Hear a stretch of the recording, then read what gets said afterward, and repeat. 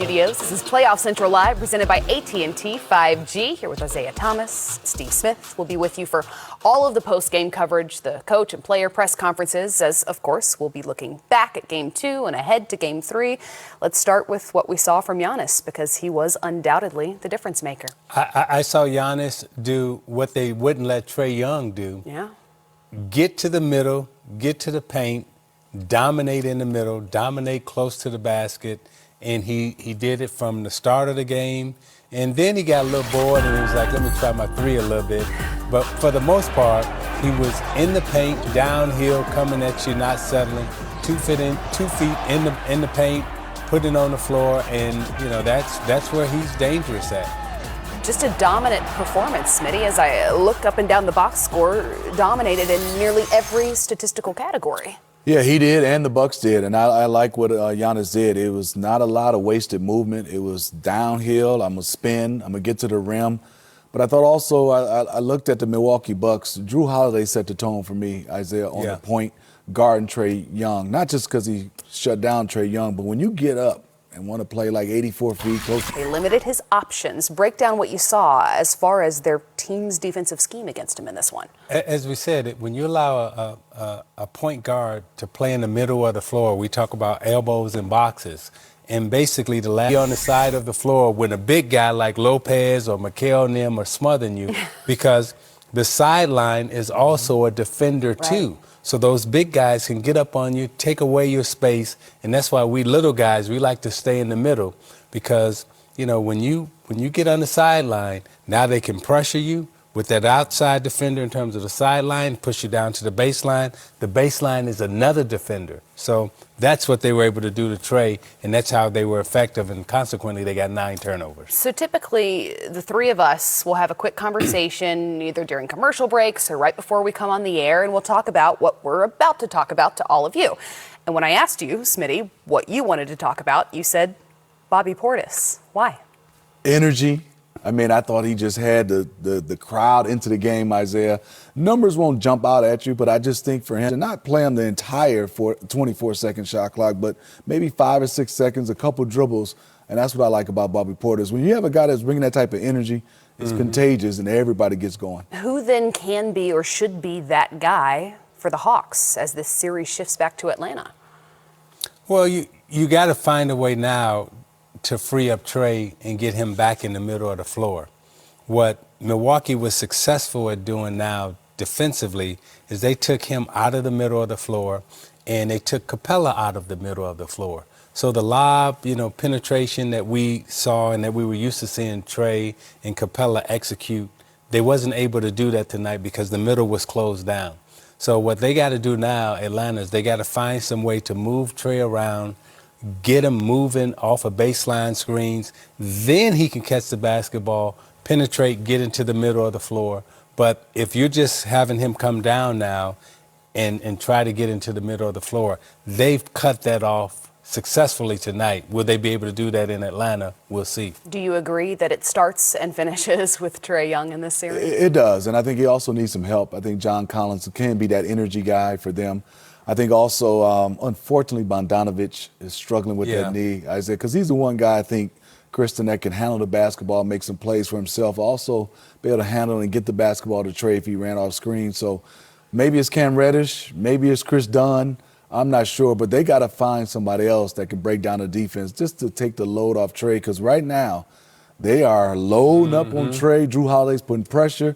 Lopez is not in drop. He was up a little bit, and I think they're bringing the guy on the opposite side all the way over and daring him to make that skip pass all the way over. So they're shrinking the court on the Hawks and Trae Young. And again, Christian Smitty, I know this from being a small guy. When the big guys, when they start huffing and puffing and moving around out on the floor and they extend their arms, it normally when I can beat you in one dribble, but when Lopez and those guys put those arms out and they long, okay, now I got to take 2 to 3 dribbles going east or west. But when you got your arms down and I can go north or south off of one dribble, That's easy. But when they spread out and I got to take them extra dribbles, that is difficult for me. Right. Well, because they're not only limiting his options, they're limiting his vision of the court as well, which is one of the things that makes Trey as successful as he is. Yeah, and then when they put their arms up, okay, those passes aren't as, those passes are up in the air. Therefore, the defense can help him recover. Can't make just, bullet passes. And by the way, sometimes when they would come down, they would just like, hit you. That was louder for us than it may have come across on the screen. But for those of you who are joining us for our post-game coverage, let's go ahead and get to the highlights. Before taking questions in the Zoom room. You just raise a hand? Yes, we'll start with Sarah Spencer. Hey Nate, just what do you tell the guys after this loss? I mean, obviously y'all have been in the position of winning game 1 and then dropping game 2 on the road a couple times now. Well, anytime you can go 500 on the road, that's a good thing, especially in the playoffs. We had an opportunity to get 2. We got 1, so we're happy with that. But there's another level that we have to get to where we are right now. You're playing for a trip to the finals. And they showed us that there's another level that we have to get to play at in order to win games and advance. What do you guys need to do to get at that, to get to that level? You're going to have to play harder. We're going to have to play harder. That intensity that they came out with, it wasn't a surprise to us. But they showed that there's another level that we have to get to. And they totally just dominated the entire game. Next question, Royce. Hey, Coach, how did you see them defend pick and roll Trey differently tonight, and how do you guys kind of try to counter-adjust to that in game 3? Well, I think they just picked up the pressure, the intensity. They played with more sense of urgency. I didn't think Drew did anything other than stay focused on Trey, containing the ball, just being right there. We got to do a better job of screening when you have that type of pressure on the ball. So they picked up their intensity, their pressure on the ball everywhere. They just brought that to the floor. Picking us up full court and disrupting the rhythm of the offense with the pressure. All right, Chris. This was Cam's first appearance in quite some time. Where did you see out of him today? Basically we was looking for an opportunity to get him some minutes, and he hasn't played in 4 months. So it's just you want to just get him out there. That's the first 5-on-5 he's seen, since leaving the floor. So really to just get him some minutes out on the floor. What did you think of the team's ability to control the ball regarding the turnovers today? Offensively, we were not good. I thought their pressure bothered us. They 20 points in fast 27 fast break points. It was just really turnover after turnover. We never really got into a rhythm or was able to establish ourselves on the offensive end of the floor. Good job of them pressuring the ball, pressuring the catch, active hands. They turned it up. I expected them to respond with this type of intensity, and they did. And we just was caught on our heels. And, they showed us that there's another level that we have to get to if we're going to have success. Okay, Sarah, you had another question? I was going to ask about Cam, so you're good. All right. Jelani, if you don't mind taking over. All right, we will start via Zoom with Jeff Schultz. Yeah, you referenced the turnovers. Was that a matter of coming out flat? What was lack of focus? What was it? Not executing. I don't think it was a matter of coming out flat. We didn't handle their pressure that they came out with. We knew that they would come out with more pressure and playing with a sense of urgency. getting into the ball. We just did not execute. 20 turnovers tonight. We really never got a rhythm offensively, never was able to establish ourselves on either end of the floor. And following that up, I think Trey finished with maybe 9 turnovers. I know he had 8, I think, in the first half. I mean, was he just a part of that, or was he sort of behind the curve in that area? Or? Yeah, he was a part of that. We all was a part of that. Again, 20 turnovers. They turned up their pressure, and we did not handle that pressure well. Steve Hummer.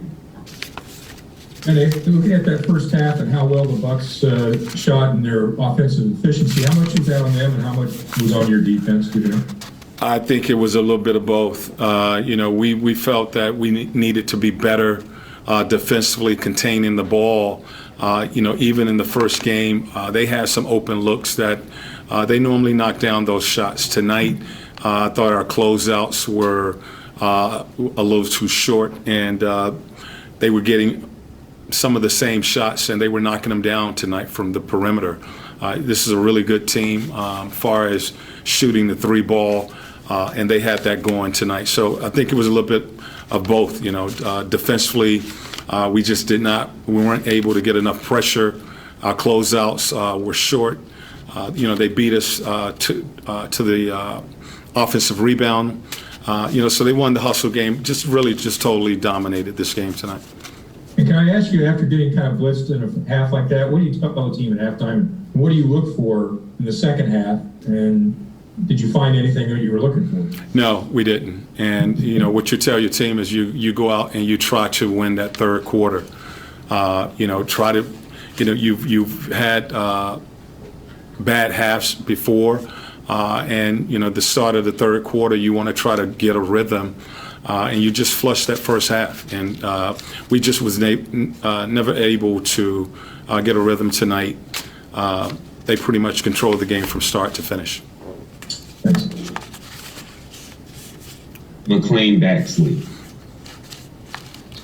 Do you think there were times tonight that Trey was trying to do a little bit too much, coming off a 48, historic night on Sunday night, and do you think he was trying to, kind of dictate things a little too much there in the first half?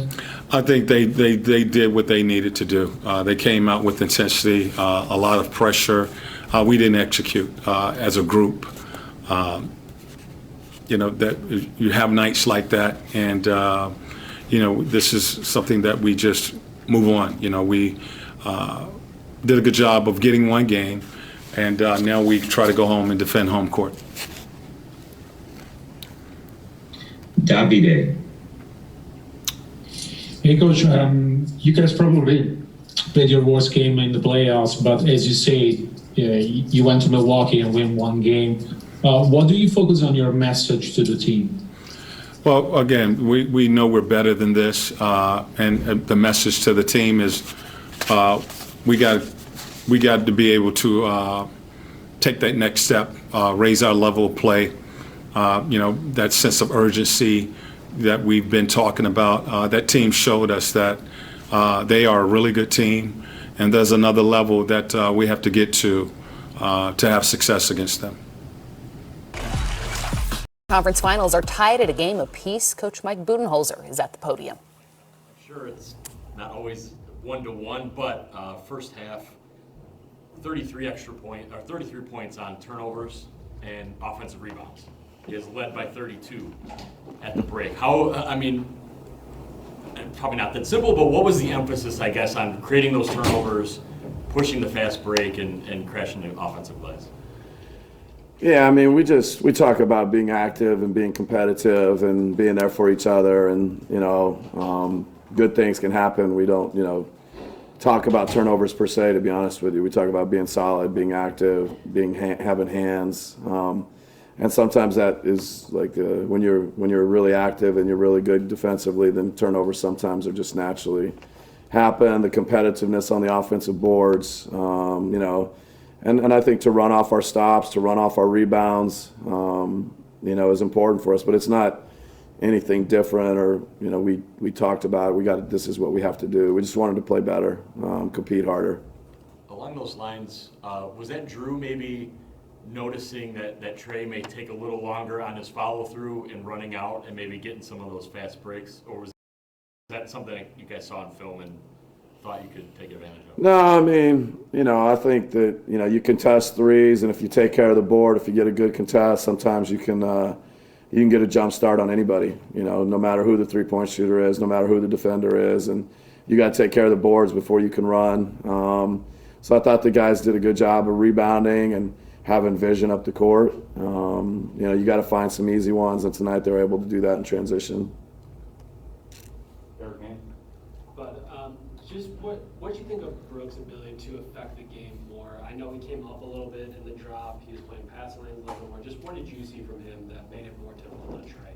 Yeah, he's just, I think active, and he's got such a good feel and good read, in the pick and roll defense, and he was at his best, and that's what we need from Brooke, and he just got great timing, great understanding of spacing, defensive spacing. He was just what we've seen a lot of nights, and like I said, we need that going forward. I don't know exactly what you call it, but what do you think of his ability to juke or stunt or whatever you might want to call where he plays in between? We just call it Brooke, so, yeah, no, I mean, he's, I think, try and stay out of his way, just turn him loose, let him be himself, and, that's when he's at his best. And then Drew had talked about being more physical, making it tougher. What do you think of his ability defensively to do that to Trey? Yeah, no, I mean, I think having him at the point of the defense, having him, the guy that's got the bulk of, putting the front of our defense and, putting pressure on the ball, letting them feel us and still keep them in front, and then be able to rebound, as a point guard and do things there. So, he's unique, and, we need more from him the same. Y'all had a game 2 in the last series where you lost big and then turned it right around and won game 3. With the veteran team you have, it'll be easy for them to kind of put this in the rearview mirror going into game 3 and not have any kind of false sense of security based on it. Yeah, I mean, I think it's just we got to have the right mindset. Going on the road, we got to win on the road, but you just gotta. You got to find those competitive moments. You got to dig deep, stay together. It's good. The road can be good for you. It's certainly a challenge, but this group's won on the road, and that's what we need to do. Coming out of game 1, how many things did you feel like you needed to fix?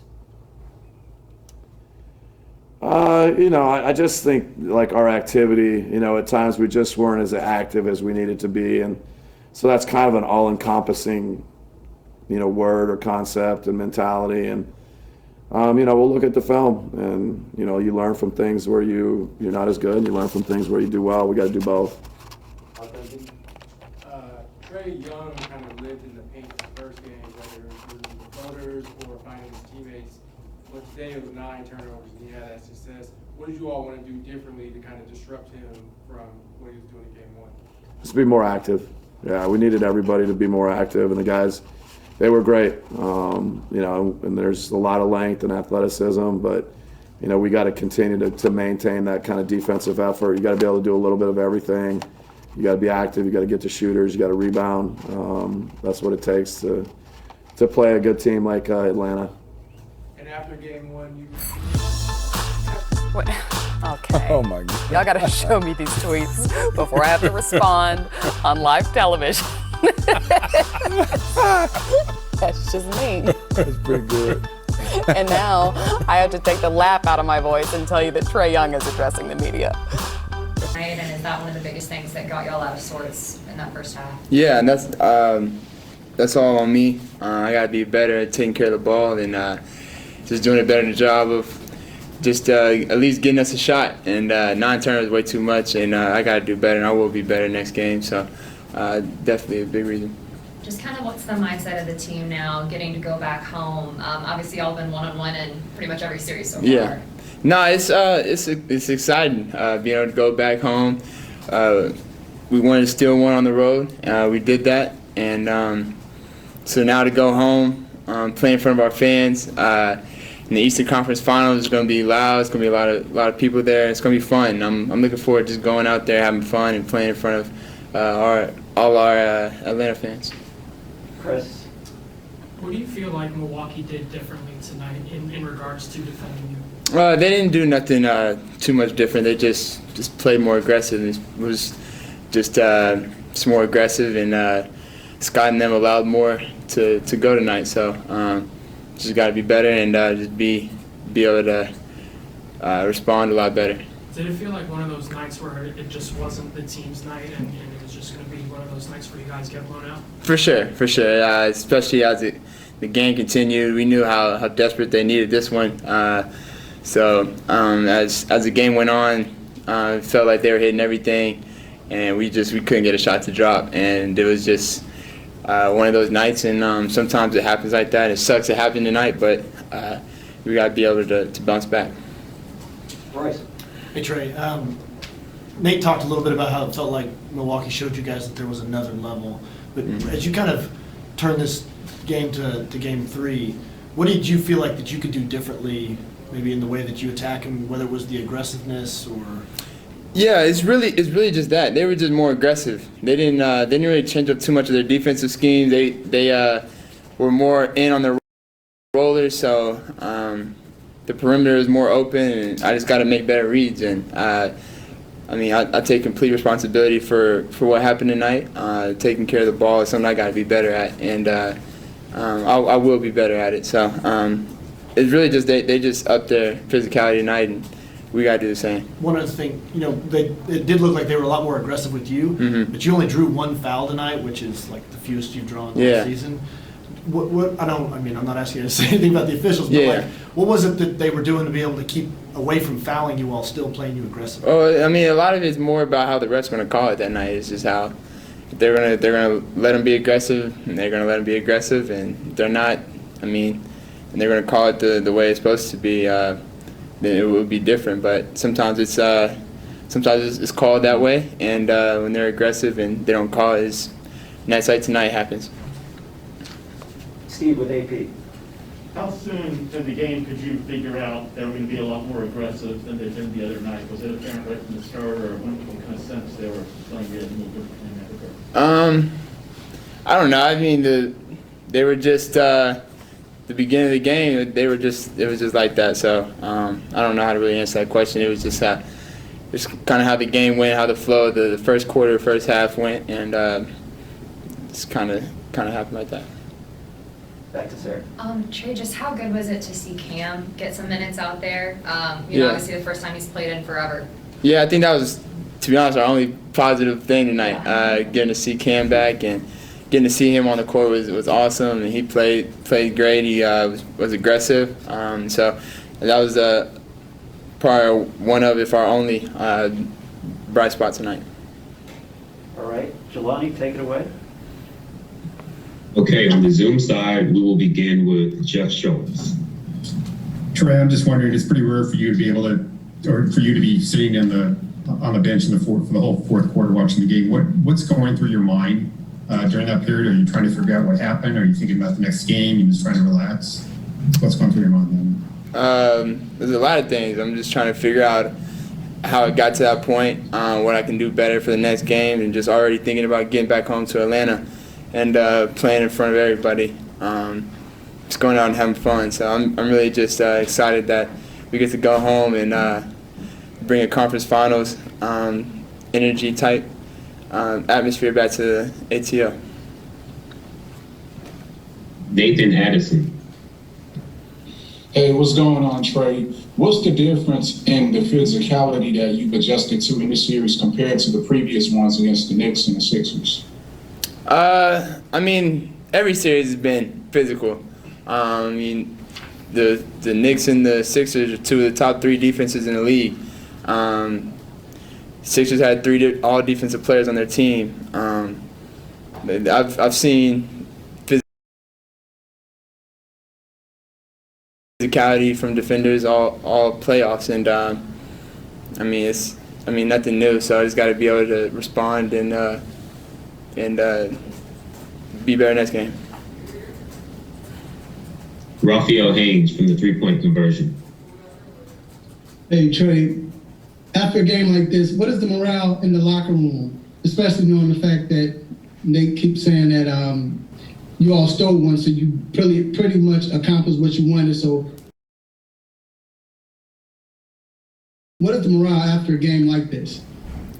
I mean, just understanding we get to go home and we got a chance to bounce back. I mean, all we hope for is a chance to bounce back, and we get one, and we just gotta be ready. Back to Chris. When you have a game like this one, what goes through your head to kind of erase this and act like it didn't happen? Yeah, I mean, you can't erase it. I mean, you got to learn from it. I mean, every game, every loss is a learning experience, and it's an opportunity for you to learn. And tonight I can learn a lot. I can learn how to be better and taking care of the ball. And if I know we get a shot up, we got some guys who can make shots. So I just got to do a better job of taking care of the ball in this game. Last two from Davide and then Maria. Hey Trey, obviously this was probably the worst game that your team had in this playoffs. How did you turn page and look forward? What do you focus on from now on till Sunday?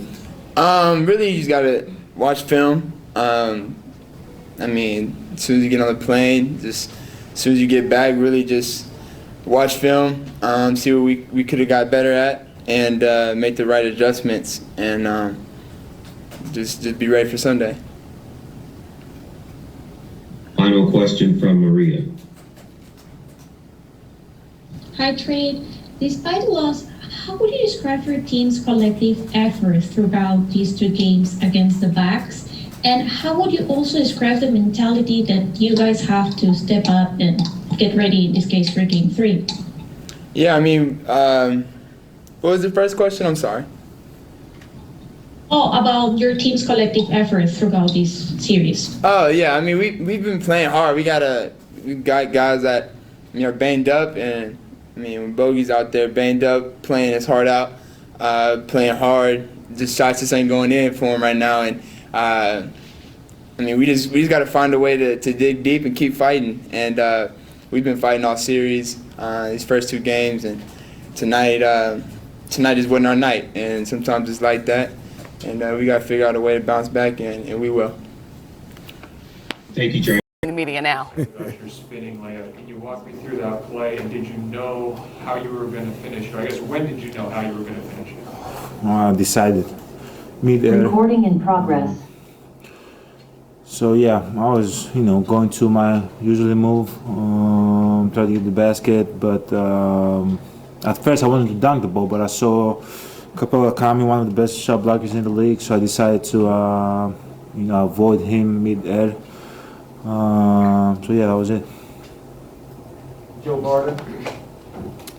Giannis, I don't know if you caught this, but your the free throw stuff was again a topic of discussion today. And to me, your friend Eric here disagrees, but I thought you were quicker tonight at the foul line. Did you make a conscious effort to try to go quicker? No. It was usually I take 8 to 9 seconds. It's always borderline, 10 seconds. And when my coaching staff told me to speed it up, I know that maybe I'm around 10. So sometimes the referee talks to me and tell me you gotta speed it up. So then I make an effort to maybe take it a second or 2 seconds faster. But my mindset going to this game was still do my routine, get as many dribbles as I can, get my breath, and just shoot my shot. Bartender.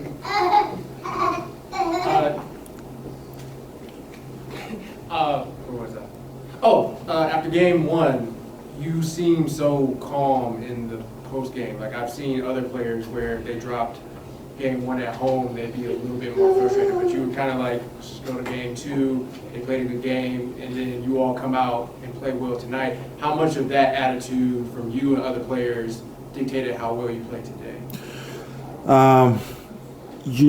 Obviously, I was calm. It wasn't the end of the world, but if we had lost today, I'd be a little bit more nervous. But I trust my teammates, trust what we are, our habits. I think everybody's on the same page. We know what we got to do.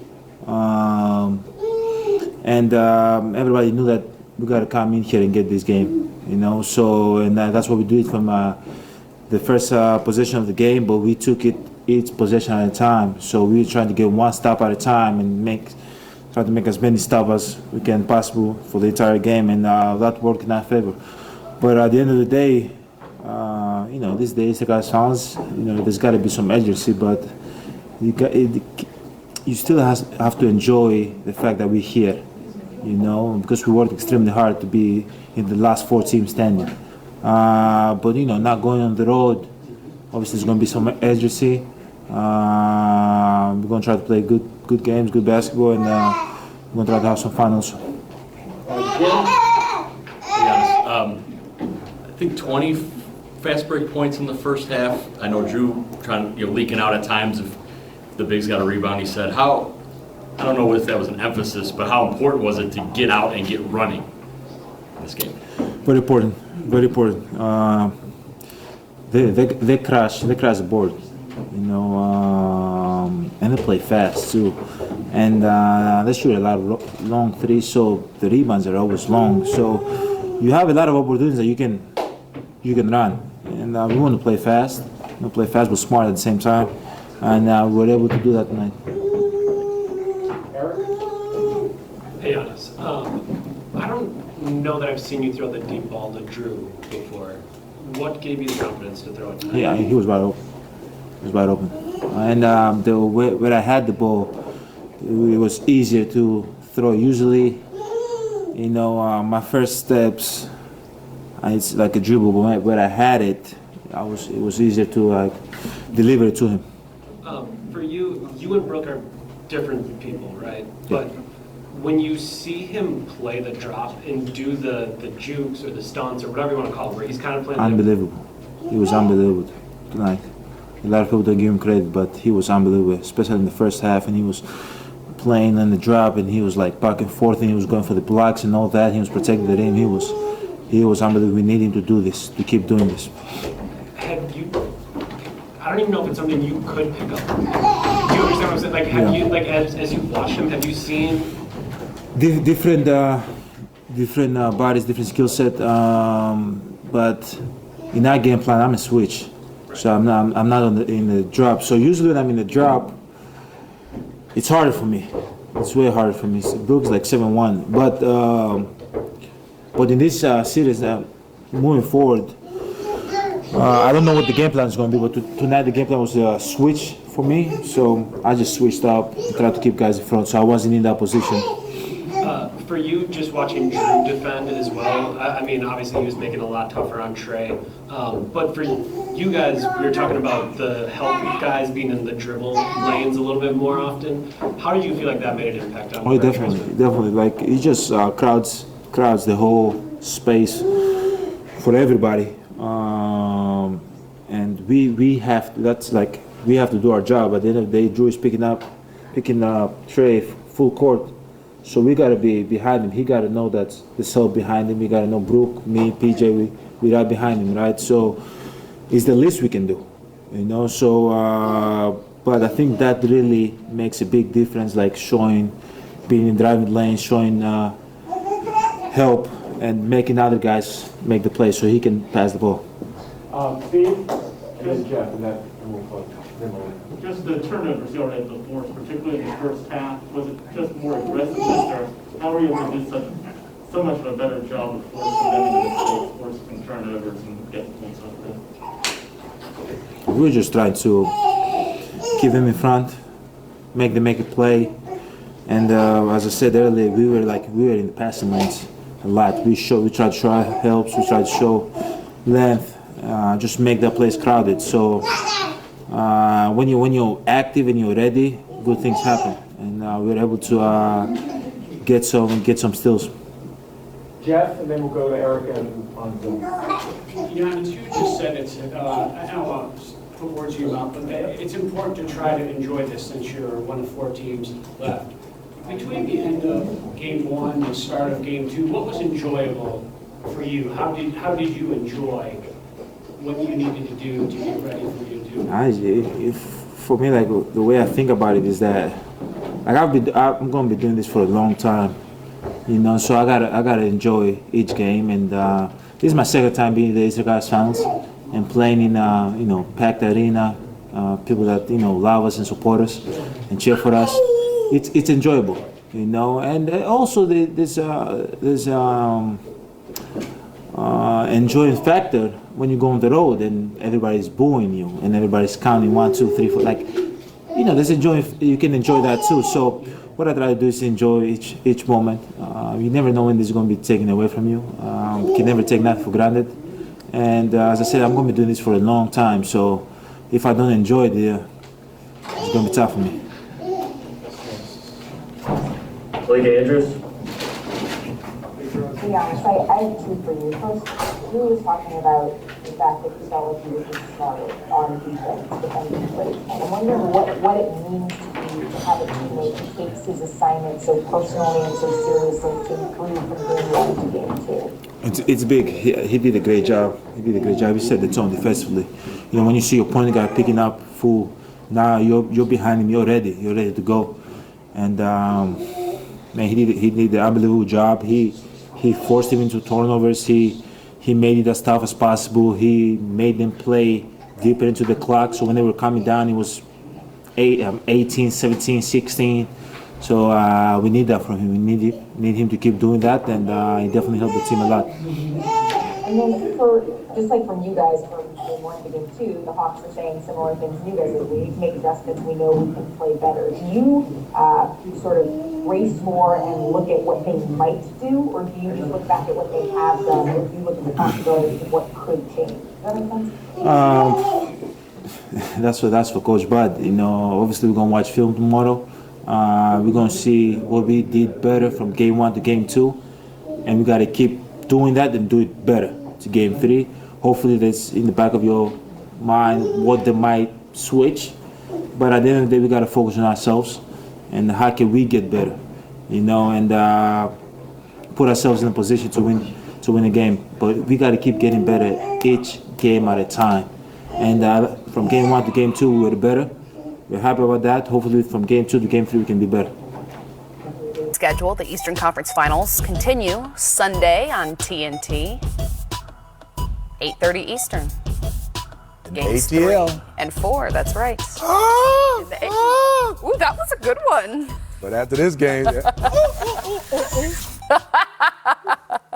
I wish the camera would have been on each of them so that all of you could have seen that. That's good. The camera was on. Before we go, let me ask each of you about each of these teams. Smitty, let you start with the Hawks. If they win Game 3, what will have happened? I think for them, they're going to have a different game plan of getting Trae Young the basketball. And I think also for him is he's going to have to find some guys to loosen up that defense.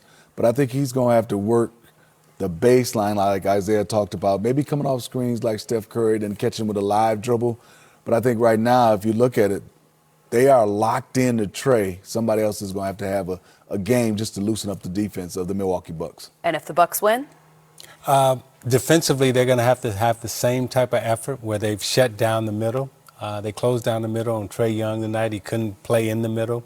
They kept him out on the perimeter. And when they keep him out on the perimeter on the side, you know, it's difficult for him to get into the lane. And then offensively, Giannis has to continue to attack, stay in the middle of the floor. And I guess it's as simple as this. With these two teams, whichever team controls the middle of the floor, they're going to have the most success. You're right. You were dead on before the game and afterward. Proven right. We've also got a little bit of NBA news to get to and to respond to before we go. Shams Charania reporting the Portland Trailblazers are hiring Clippers assistant Chauncey Billups as Detroit basketball. Man, I am excited for this. Chauncey has paid his dues, a great basketball mind, and I think with Damian Lillard, C.J. McCollum, this is going to be a great fit. What do you think about Chauncey with Dame specifically? I think he's going to be great. You know, he understands the guard play. Right. And not only does he understand the guard play, but he comes from a defensive mindset, a defensive background, which is what the Trailblazers need. They got offense. Now can they become a defensive juggernaut? And I think he has the defensive concepts and understanding of how to teach them how to be a better defensive team. And well-versed in championship expectations. Yes, and then I think also Mr. Big Shot and Dame Time. That's they gotta right. go together. Yeah. That. Got to go together at the Speaking game. of T-shirts, we've got to. Oh, we got to put that on the going. T-shirt. Well, that'll do it for Playoff Central Put that on Live. the T-shirt, Mickey.